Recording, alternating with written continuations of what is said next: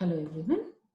In today's session, we are going to learn about ecological succession and especially xero's year.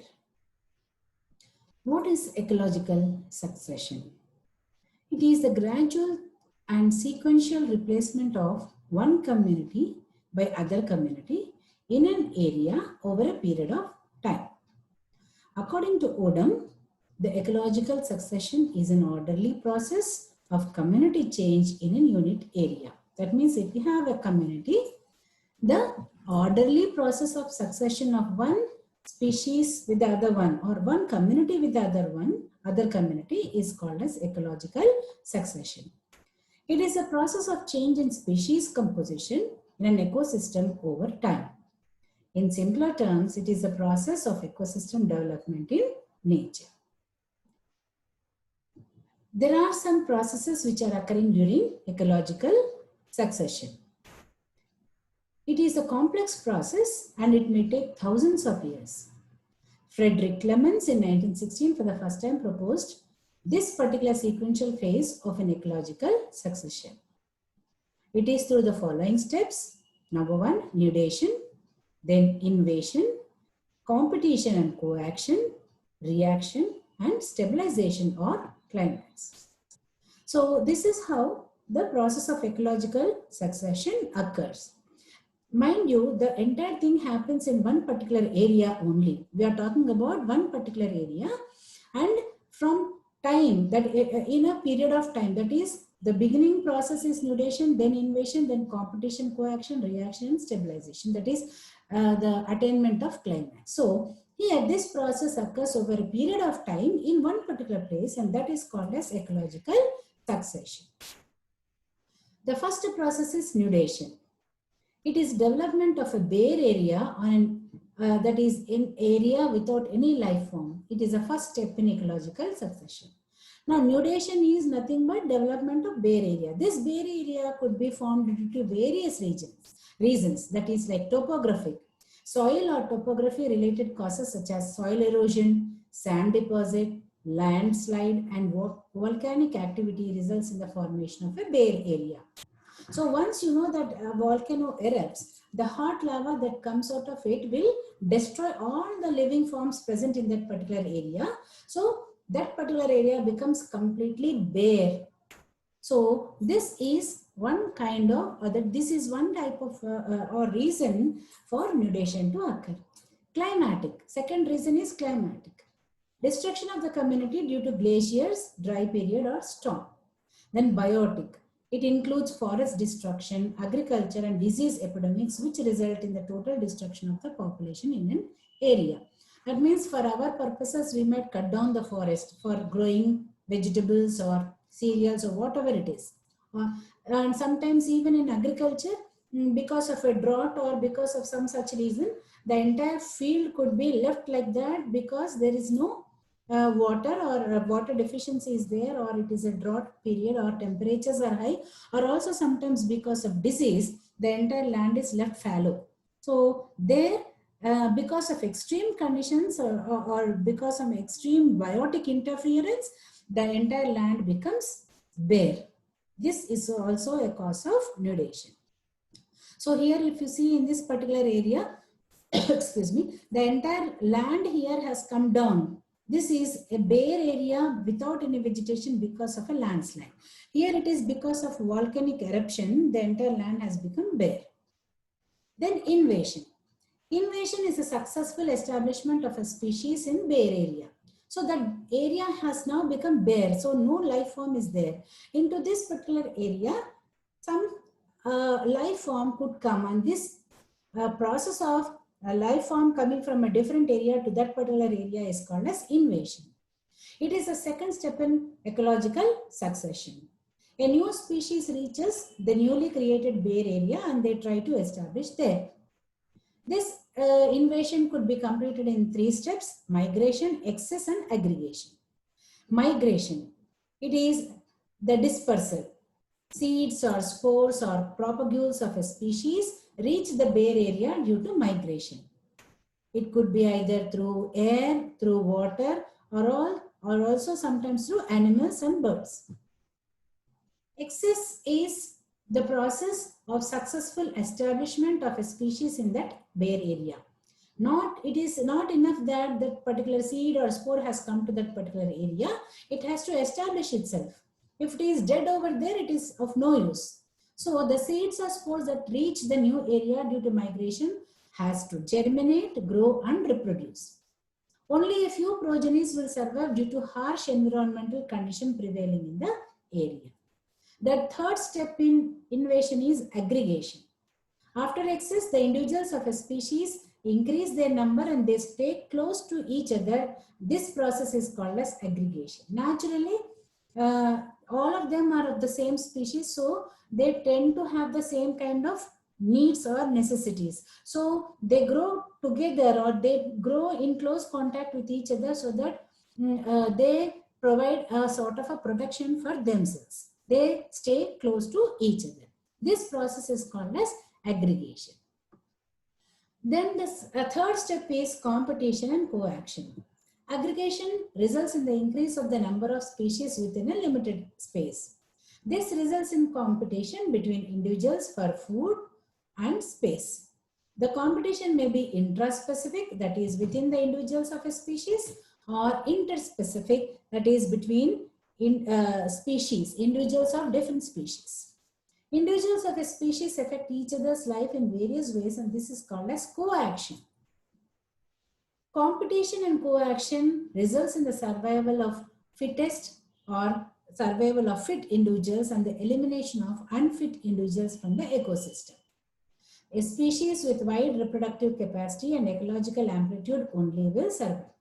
So once during invasion, the species establishes itself in that particular bare area. Because it is increasing in its number, there will be a competition within itself or with other species, different species. So either it could be, the competition could be intraspecific or interspecific. And then sometimes what happens is individuals of one particular species affect each other's life in various ways, and this is called as coaction. These two processes, that is competition and coaction, result in the survival of the fittest. That means all those organisms which have wide reproductive capacity and ecological amplitude only will survive, and the unfit species will completely be eliminated. Then reaction. Reaction is the most important stage in ecological succession. It is the modification of environment through the influence of living organism present in it. So now, till now in the last step, that is in the third step, we have seen competition within itself, that is coaction within the species, and competition even with other species. But here what you are seeing is the effect of the a species which has established itself in that bare area. Now this will modify the environment. So here what happens is this particular reaction of the organism will cause changes in soil, water, light, temperature of that particular area. Due to these modifications, the present community becomes unsuitable for the existing environmental conditions. Such communities will be quickly replaced by other community. The whole sequence of communities that replace one another in the given area is called as Sira or Seer. The various communities contributing Seer are called as Seral communities or Seral stages. So this is the most important thing here. This area is now no longer a bare area. There are some species growing in it with competition and coaction within themselves. Because of their increase in number, these living organisms will influence the environment. They change the soil structure, they change the groundwater levels, they change the light intensities and light duration also sometimes, and the temperature of that particular area. So now because of their reaction, the environment changes. Once the environment changes, these species which has given forth this change cannot survive in the new surroundings. So they will be replaced by another community.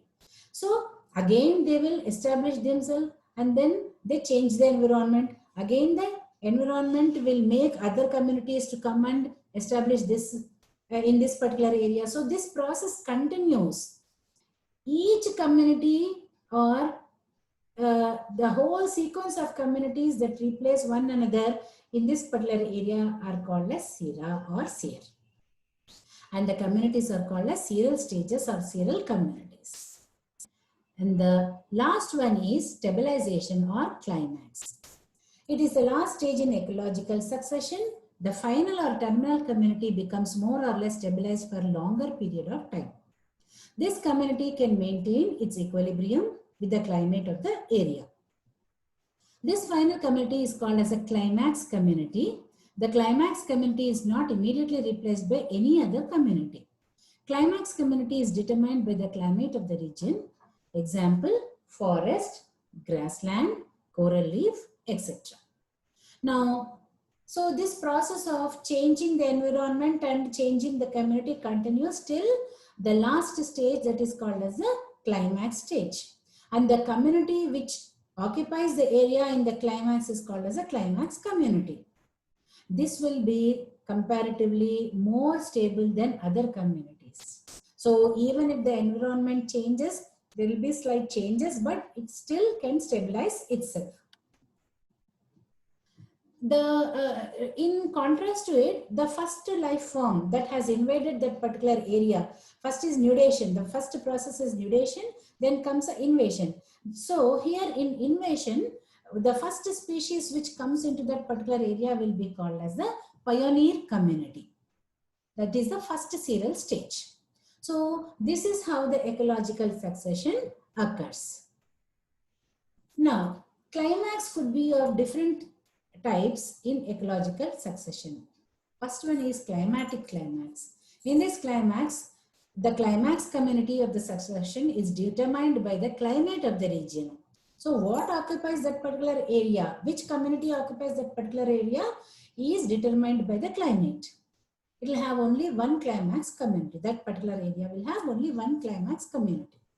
Second climax is edaphic climax. Here, the community, the climax community in the succession is determined by the soil or the edaphic factor. They include soil moisture, topography, soil texture, and soil nutrients. The last type of climax is catastrophic climax. Here, the climax community is vulnerable to many catastrophic events such as wildfire, snowfall, and floods. These factors replace the climax community completely, and this area will be immediately invaded by new species. So, climaxes could be climatic, depending upon the climate or the soil or the catastrophe that befalls on that particular area. What are the characters of the climax community? The vegetation of climax community will have high ecological amplitude. That means they can adjust to changes in the environment. They possess high tolerance towards the environmental conditions. They show rich diversity in species composition. The species composition remains constant for many years. The community possesses a complex food chain system. The ecosystem will be balanced and self-sustainable. There will be equilibrium between gross primary productivity and respiration. So these are all characters of a climax community. Ecological successions could be of two different types. They could be primary succession or secondary succession. Primary succession starts with no soil or sediment. That means rock exposed by glaciers, just now whatever cooled lava, and if you construct a new pond, that new pond. So these are the examples of primary succession. Here there is no soil or sediment. Secondary succession, here soil is already present. Example, an abandoned cornfield or a mine or a logging site. Then plant successions could be of three different kinds: hydrosear, mesosear, xerosear. Sear, as we have already learned, that is nothing but the different type of communities or stages that are occupying that particular area over a period of time. Hydrosear, that is the succession starts in regions where water is plenty, like ponds, lakes, streams, swamps, etc. Then mesosear, succession starts in the regions where moisture condition is adequate. That is the normal conditions or mesophytic condition. Then plant succession in xerosphere, that is succession starts in regions where moisture is present in minimal amount and water also minimal amount is present. Xerosphere could be of three different kinds again: lithosphere, halosphere and samosphere. Lithosphere means it is bare, initiating on the barren rock. It is the plant succession on a barren rock. Halosphere is the succession in a saline water, initiated in a saline water. Samosphere means the succession which is starting on sand. So these are the different kinds of or types of ecological succession. We are going to learn in this session about the xerosphere.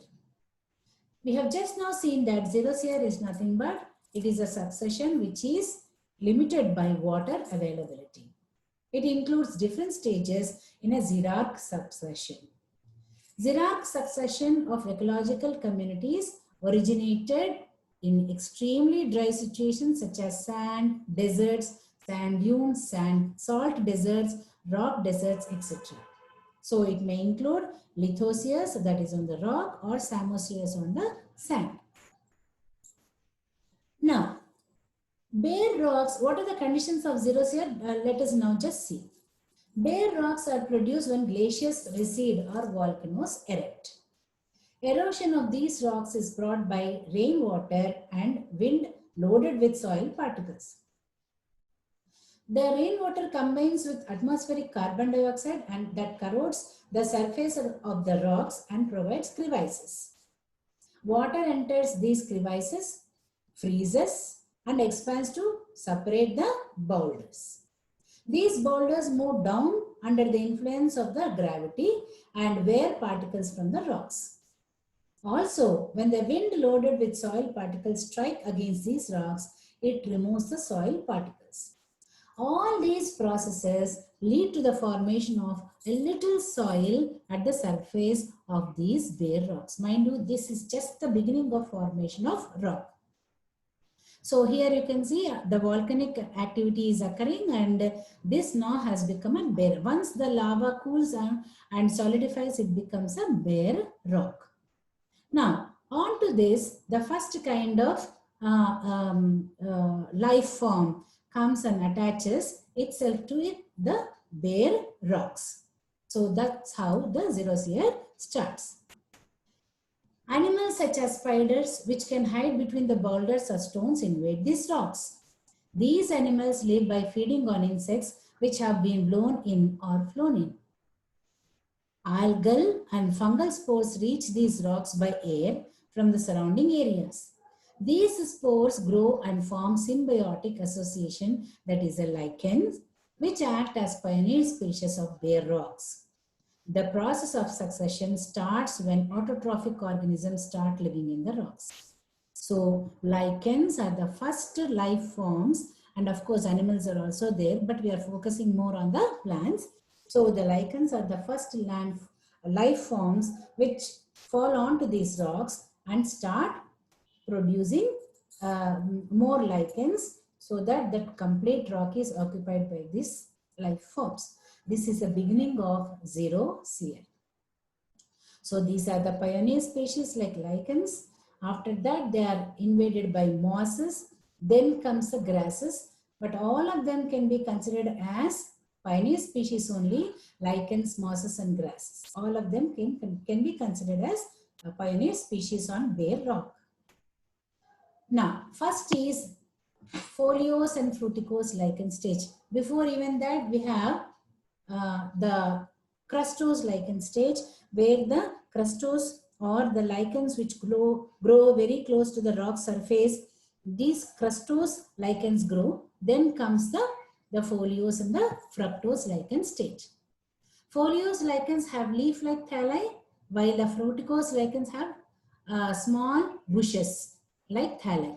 They are attached to the substratum at one point only, therefore do not cover the soil completely. They can absorb and retain more water and are able to accumulate more dust particles. Their dead remains are decomposed to humus, which mixes with soil particles and help building substratum, improving soil moisture contents further. So what happens is the bare rock was there, on its crustose lichens had grown. Once they grow, because of their the acids which are produced by their rhizoid-like structures, further some layers of rock will be disintegrated to soil. Now a little bit of soil is there, the crustose lichens cannot live on those soils. So they will be replaced by foliose and fruticose lichens. They will grow properly, and when they grow and develop in large numbers, they trap more moisture, they trap more soil, they trap more dirt, so that the conditions now are not favorable for the fruticose or foliose lichens to grow. So they die, and when they die, they add some more soil towards the into the rock. They wither some more rock material into soil, and a little bit more deeper you will find the soil and the litter of these fruticose and foliose lichens. So this condition is not favorable for the foliose and fruticose lichens, so they die and they are replaced by the next community. So these are the pioneer species: foliose lichens, mosses, some small grasses, etc. Then next comes, after the lichen stage comes the moss stage. The spores of xerophytic mosses such as Polytrichum, Tortula, Gremia are brought to the rock where they succeed lichens. Their rhizoids penetrate soil among the crevices, secrete acids and corrode the rocks furthermore.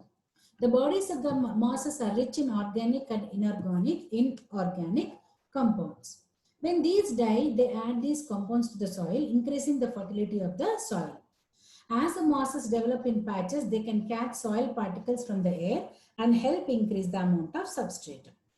The changing environment leads to migration of lichens and helps invasion of herbaceous vegetation that can outcompete mosses. Now, first the rock was bare, so crustose lichens were there.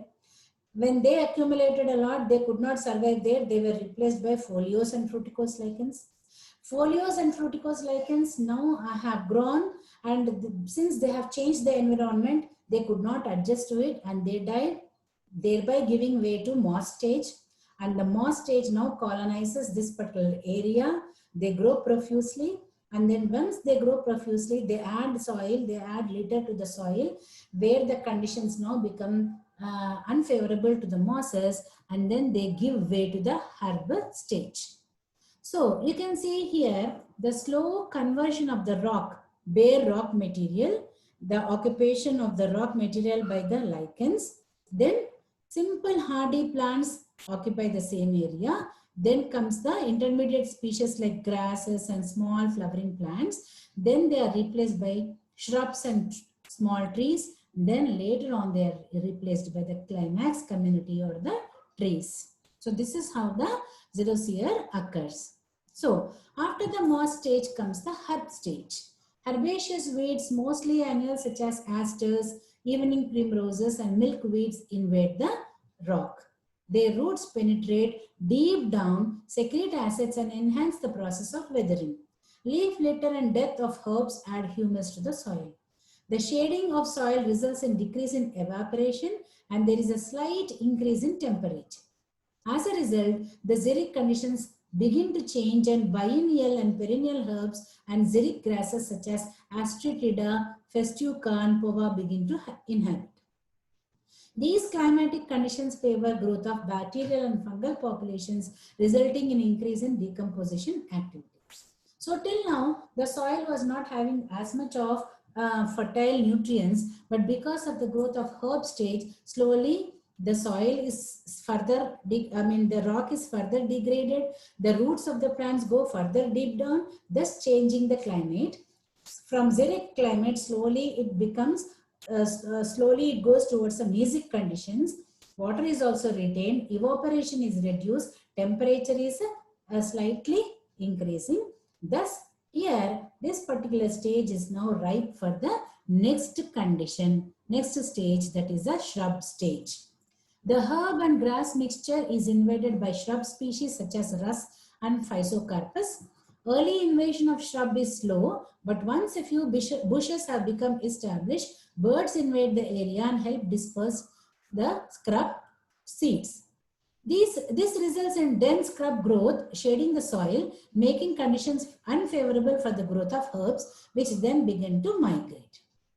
The soil formation continues and its moisture content increases. Slowly, the herb stage will give rise to the or give way to an environment which is conducive for the shrub stage. Now, the bare rock, then the lichens, then slowly the weathering process, soil is produced, then the herb stage, shrub stage, and last we will come to the tree stage, that is a climax stage. Change in environment favors colonization of tree species. The tree saplings begin to grow among the shrubs and establish themselves. The kind of tree species inhabiting the area depends upon the nature of the soil. In poorly drained soils, oaks establish themselves. The trees form canopy and shade the area. Shade-loving scrubs continue to grow as secondary vegetation. That means we will see the stratification in the particular area.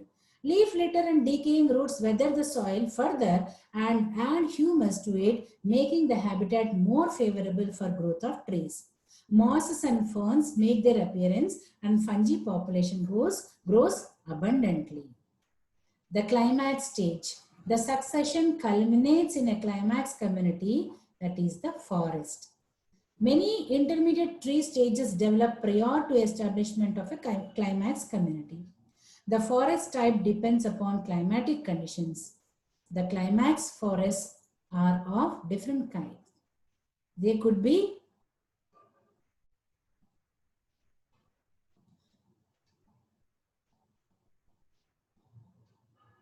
oak hickory climax forest. In dry habitat, oaks and hickories are climax vegetation. There is only one tree stage and forests are characterized by presence of scrubs, herbs, ferns and mosses. Beech hemlock climax forest. These climax forests develop in mesic climates. So in xeric climates, it is oak hickory. In mesic climates, it is beech hemlock. The dominant vegetation is beech and hemlock. There are many intermediate tree stages. The other vegetation types include herbs, ferns, and mosses. Then beech and maple climax forests. These climax forests develop in the mesic climates in the northeastern United States. The dominant vegetation is American beech and sugar maple. Then spruce alpine fir climax forest. At high altitudes in Rocky Mountains, the climax forest is dominated by spruces and alpine firs. So this is an example, that is primary succession at Glacier Bay, Alaska. It is Elithosia, that is it starts with bare rock. Slowly it is dominated by or inhabited by lichens, then the mosses, then the herbs, then the trees, and at the end you have the forest community, which is a climax community. So this is another representation of a xerosphere on sand. That is, this is a lithosphere. So this is samosphere. Here it is sand. On sand, bacteria, fungi, mosses and lichens grow first. Then they make the soil a little fertile, so that the annual grasses grow. Then annual grasses will give way to perennial grasses. Slowly this will be replaced by shrubs, and ultimately in the climax stage they are occupied by the trees. So this is the pioneer stage. These are the pioneer stages. These are the intermediate stages, and this is a climax community. Thank you.